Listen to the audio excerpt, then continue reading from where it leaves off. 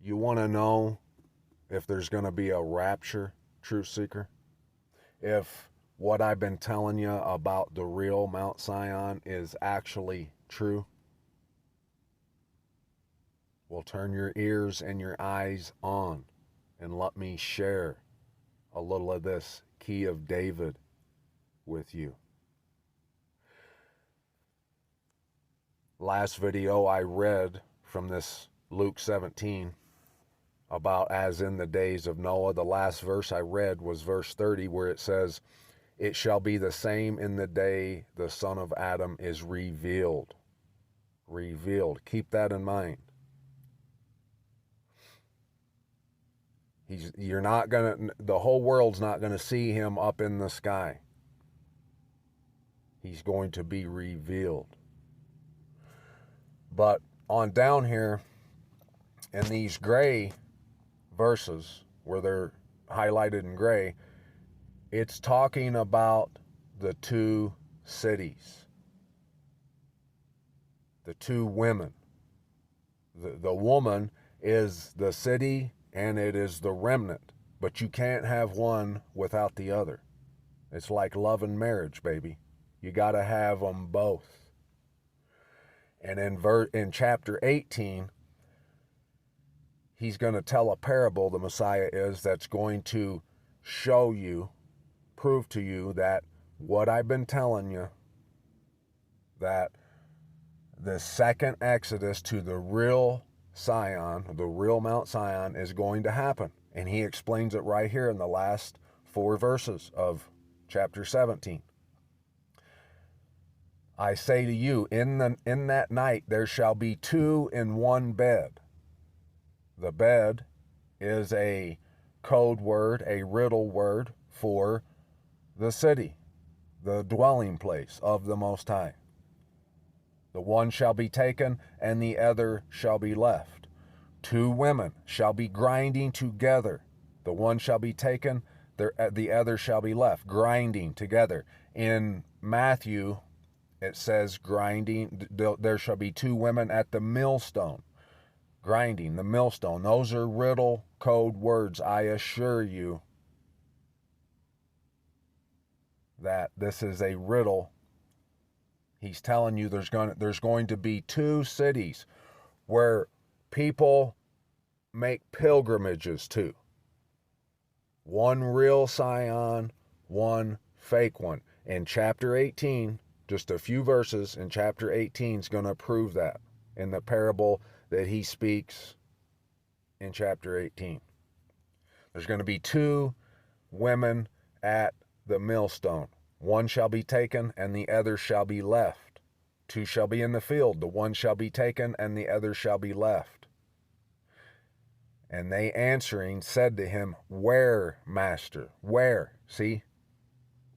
And he said to them, Where the body is, there also the vultures shall be gathered together. And that's what you're seeing right now. You're seeing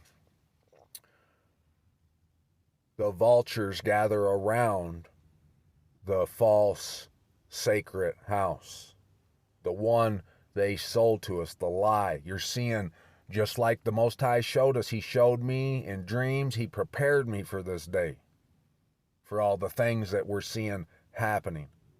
We're seeing the destruction of the facade of that place over there. We're seeing that they've been telling us lies about it and about who they are, who it is, where it is. We've done proven that the real Zion is here in Utah, where I'm at.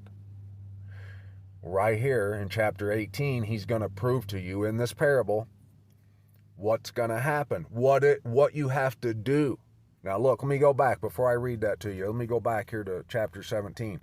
Look, we read in the last video, he says right here in verse 28, they were drinking, they were buying, they were selling, they were planting, they were building. But on the day Lot went out, it rained fire and sulfur. And then down here in verse 33, it says, Whoever seeks to save his life shall lose it, and whoever loses his life shall preserve it. most people, most quote-unquote believers, they're not going to come to Zion. They got bills to pay. They got houses and sheds to build and little league teams to coach. They don't care about coming to the millstone, grinding at the millstone. But that's what you have to do if you want to survive what we all know is coming. There's only one escape, and it's on Mount Zion. And he spoke a parable to them that they should always pray and not lose heart, saying, in a certain city there was a certain judge, not fearing the Most High, nor regarding man. And a widow was in that city, and she came to him, saying, do right to me on my adversary.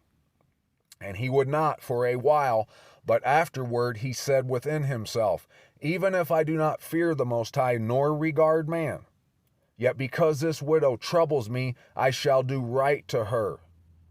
Here's the key. The key of David, baby. Lest by her continual coming, she wears me out. Continual. Now, if you're not a hardcore lover of the word, you probably have no idea what that word continual means, what the significance of that word is. Go to Daniel, read in Daniel where he's talking about that which is continual. When that which is continual is taken away, that which is continual is you coming to Zion on the feast days. It's a continual, it's the circle of life. It's where the blessing is. That's what it means by being blessed coming in and blessed going out. If you don't come, bow yourself to the Most High, serve him, those are the only people that are going to live, are those who are willing to do that, who are willing to loose their lives. They can plan on coaching the little league after the feast days. They put everything on hold until they go do that, until they come to be in the midst of Zion, with the Most High in their midst. So, take note of what this parable is telling you. And the master said, hear what the unrighteous judge said. And shall the Most High not do right by all means to his chosen ones who are crying out day and night to him and being patient over them? I say to you that he shall do right to them speedily. But when the Son of Adam comes, shall he find the belief on the earth? So you have to turn your ears and your eyes on to hear what he's saying here. Hear what I'm relaying to you, this message. He went back there in chapter 17 at the bottom. He's talking about two cities. That's why he's telling you 2 women will be grinding at the millstone. That's why right in the next chapter, he starts talking about a parable of a certain city. And the woman keeps coming to him, asking for the Most High to do right by her on her adversary.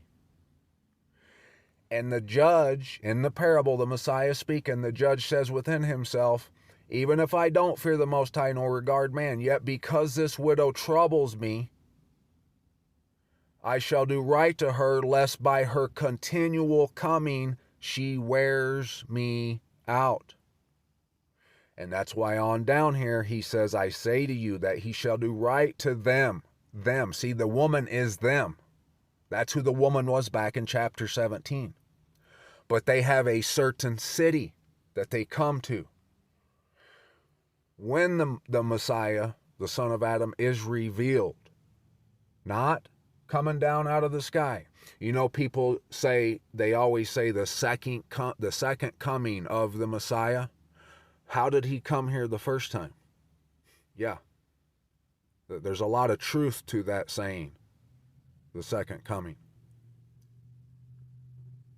How you'll know who the Messiah is you see him writing the truth with that sword, the two-edged sword, proceeding out of his mouth. That's how you're going to know who the Messiah is. The clouds in the heavens, those are code words talking about the truth that comes down from heaven.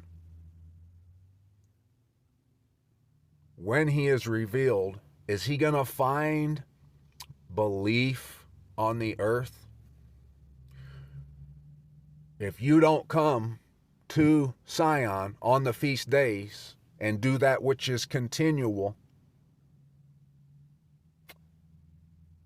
hate to burst your bubble, but you have zero belief. The people who believe best believe they're going to be here bowed down, given all praise, all honor, all glory, and all esteem to the mighty Most High, Abba Yahuwah.